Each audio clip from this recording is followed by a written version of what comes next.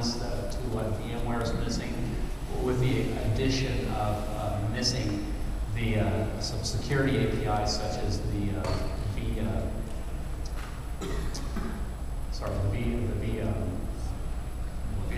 VM6. That's right. Security API. They do plan on having that come out in the 6.0 release. At least they're hoping to. Management hot add of virtual compute, memory, and network hardware. They do have hot add of memory, but not used at this point. And then management server supports over 10,000 VMs. This is also a drawback. And then also they don't have power management in the product as well. Optional features, memory page sharing. This is helpful, as you're well aware, when it comes to a number of workloads or VMs that are pretty much identical running on the server, where you have read-only pages that can be essentially deduplicated in memory as the VMs are running to give you back some additional memory to be used for additional VMs. That's a nice feature. And then ISNS, they also don't support MPIV, which they indicated they're probably not going to, because they'll move just straight to FCOV when that comes out, and MPIV is a fiber channel only and not a fiber channel or Ethernet technology. TPM EAL certification, they're for common criteria. They're not planning on doing that. The other two vendors have theirs in process. We gave them the nod, even though it takes about 6 months from release to when they'll get that common criteria certification, but the other two are in the process of doing that, so they'll end up getting that as well. And then you'll notice, interestingly enough, most don't have Sun para-virtualized drivers for Solaris 10. Additional optional features, some physical topology dependency views for management, power management. You can read these here. And then they also don't have options for licensing by CPU socket. Interestingly enough, they used to in the 5.0 when they changed their whole product stratification.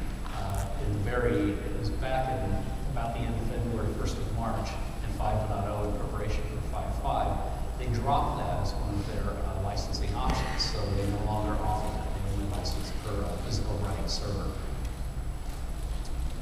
Now, taking a look at Microsoft Hyper-V R2. You might ask, okay, R2 is not shipping yet. How come you guys are doing this one? Well, it's RTM, which means the code's not going to change. And it's in that process that goes through all of the hardware IHVs and other ISVs working with it to prepare the ecosystem for the actual release.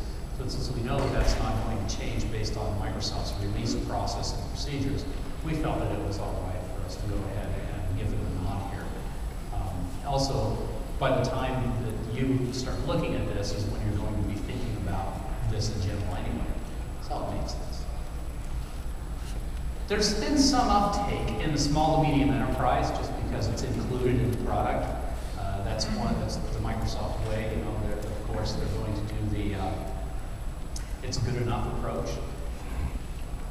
They have some cooperation with Citrix. If you've taken a look at the essentials for Hyper-V product that Citrix has come out with, you'll see that they have some nice support there from Citrix, which does help them. This is essentially, you know that Citrix and Microsoft have had this partnership for a number of years. It's a partnership that goes back about 14, 15 years now. And they also have, as I had mentioned before, their para-virtualized drivers for the Windows OS. OSs are common, so that you use the same para-virtual driver. That's really nice. It means I can take a VHD that's running on Hyper-V, and I can move it to Citrix Zen Server and vice versa without having to go dig in there and change out drivers. Nice little feature. Closing the gap, some of the things that it'll be coming out with, live migration, cluster shared volumes. I'll let Chris talk about that when we actually get to the side-by-side comparisons, because there are some idiosyncrasies there. And third-party cluster file system support, virtual hot add, storage, just storage only, not the other core resources. Jumbo frame support for iSCSI, that's kind of a nice feature, as well as hardware-assisted memory virtualization. This is something that everybody else has that they did not have, and now they're adding that. That's a key feature when it comes to performance, especially of applications that are quite heavy on memory allocation, deallocation. And so they do a lot of memory paging within the system. This can improve the performance. It's been shown by some performance tests as much as 75%. So this is something you need to be aware of. By the way, the hardware-assisted memory virtualization is fairly new in the industry from the hardware vendors. It was the AMD Opteron 4-core processor about 18 months ago that first actually introduced this into the market, and then Intel followed about a year later with the Halo chip, the Xeon 5500 series chips that are very new, that have this capability built into them. Something to note. And then of the required features that are missing, assignable VM restart priority. The other vendors actually have a priority you can set to a VM so that when it restarts on the failover, that others will start before it. This can be extremely important when it comes to dependencies between VMs. And you want to be able to have certain VMs start before other VMs in a failover.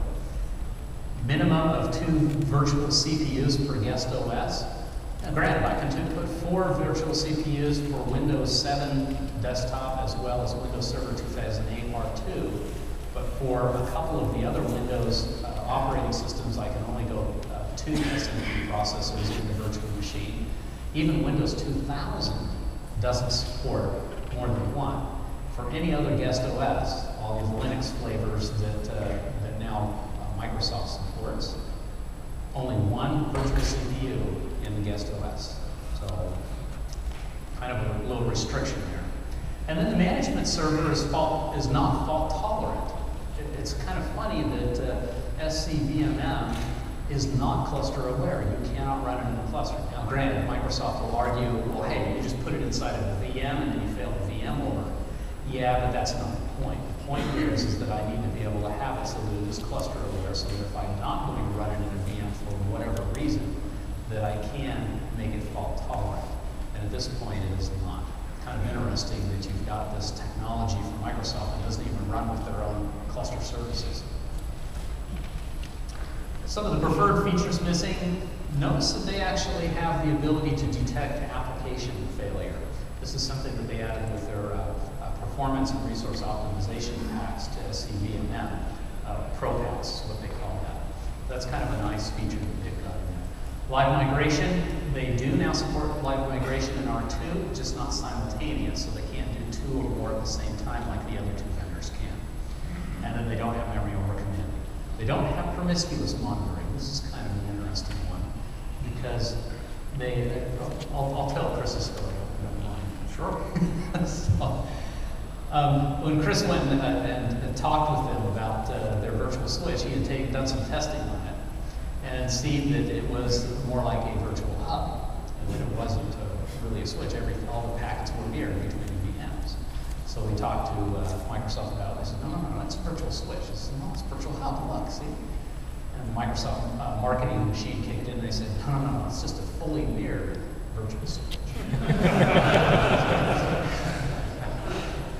Anyway, third-party management, virtual switch integration from third parties. This is something that's also still lacking in that environment.